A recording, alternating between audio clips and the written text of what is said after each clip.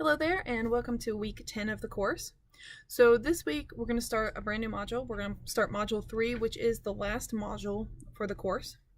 So in the previous module, one of the things you learned about was how to take a statistic and hopefully use that statistic to help estimate the value of a parameter. And we did that through use of the confidence interval. Now in this module what we're going to do is we're going to learn how to test a claim about a parameter and use the statistic as evidence. So as an example, suppose that you're running for some elected office. Now in order to win the position in the elected office, you need to gain more than 50% of the votes. So you're going to do a poll beforehand and try to use the statistic from a sample of people you look at to try to determine if when everybody votes, you're actually going to win. So notice in this case, all you really care about is whether or not the parameter is greater than 50%. Because if that parameter is greater than 50%, then you're going to win. So previously what we would have done was estimate where the parameter was located. Now we're just going to learn how to test. Is the parameter bigger than 50% or some other number that you're interested in? Now, before we get to that point, there's a couple things we have to do beforehand. We're going to start by talking about things that are called conditional probability or conditional reasoning, and you're going to see that today. And today we're also going to introduce the ideas of what is called sensitivity and specificity. So let me talk about those briefly. The first thing you look at today is going to be what we call conditional probability. Conditional probability is when we look at the probability of something occurring conditional on something else. So as an example, suppose I ask you, what is the probability that a person brings an umbrella with them to work? And that's all the information I give you. Well, you might say that probability is fairly low since most people don't carry umbrellas on most days. What if instead I had asked, what is the probability that someone brings an umbrella to work given that it's storming on this particular day? So notice I've given some extra information. And now you're probably going to tell me, well, that probability is high. So notice, given some extra information, the probability is going to change. And so that's what we're going to start looking at today. The other thing we're going to look at is we're going to look at the ideas of what are called sensitivity and specificity. So sensitivity and specificity come into play anytime we have what's called a dichotomous test.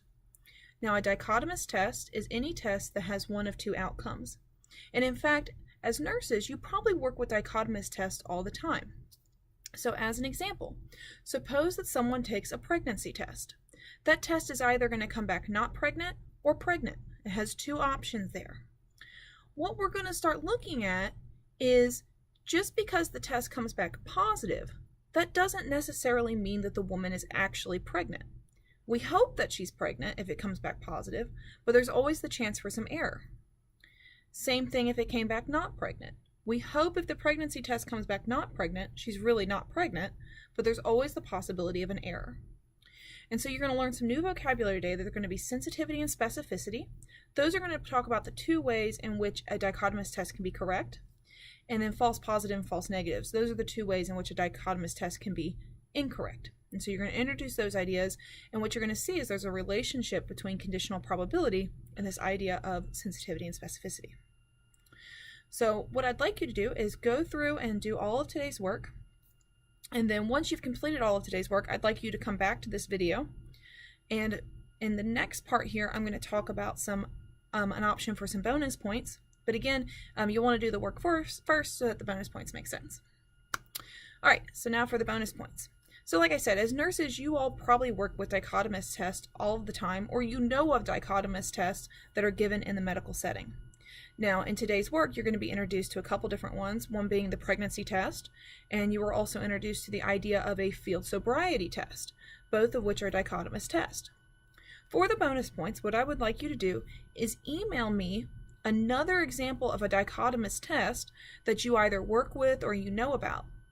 When you email me that dichotomous test, I would like you to tell me what is the sensitivity for this test, and I don't mean in numbers, I just mean in words. What is the specificity, what is a false positive, and what is a false negative.